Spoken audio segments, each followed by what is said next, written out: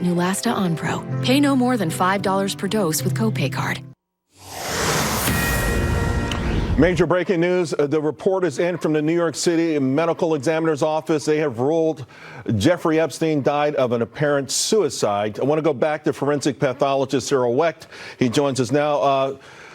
Doctor, you really do not believe, though, from what you know, the idea that perhaps Epstein knelt, tied this noose around his neck from the bed sheets, knelt from his bedpost, and that it created the injuries that we do know about. You do not think those two things are compatible? I do not believe that a kneeling position with the bed sheet tied to the bedpost in the absence of force that would have been imparted from hurling himself from a top bunk would have provided sufficient force to fracture the hyoid bone and also fractures of the cervical vertebrae. We do not know, and I'm waiting to see this report, how many vertebrae, cervical vertebrae, there are 7, come down from the back of your neck to the bony prominence at the base of your neck. Those are 7 cervical vertebrae. So we want to find out how many of those were broken.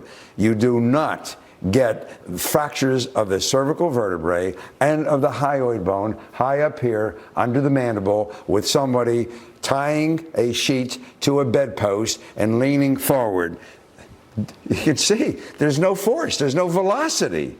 There's basic physics formula. Force equals 1/2 mass times velocity squared. The mass is his head, fine, and the velocity. And this business about brittleness, he's not a 70, 75-year-old postmenopausal woman. Let me just ask, though, because if he did this from the top bunk, considering his body weight, you mentioned earlier, 200 pounds off the top bunk, there's already reports out that these marks look like bed sheets.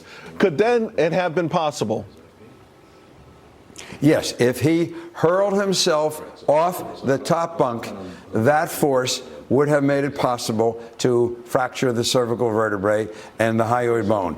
If they can show in reconstructing that scene that that is what happened. I would say that is a possibility, still raises questions, but I think it falls within the realm of physical possibility with that kind of force present in the scenario that would work with so the let me also ask, because there are some reports leading up to today suggesting also in the haste, once the body was discovered, that certain things may have been done, a rush. Hey, you see the body laying there.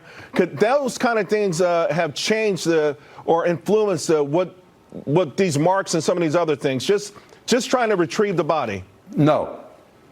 I understand. No, the hastiness, the retrieval of the body and so on, no, I cannot envision how those actions would have produced some anatomical changes such as we have been talking about. No, I do not see that at all. It would have been damaging possibly to the retrieval of other evidence, DNA, physical evidence, trace evidence, but not the anatomical structures in the neck. Anterior and posterior. No, that would not have happened. Dr. Wecht, thank you very much. We always appreciate your expertise, particularly now. Thank you. Thank you.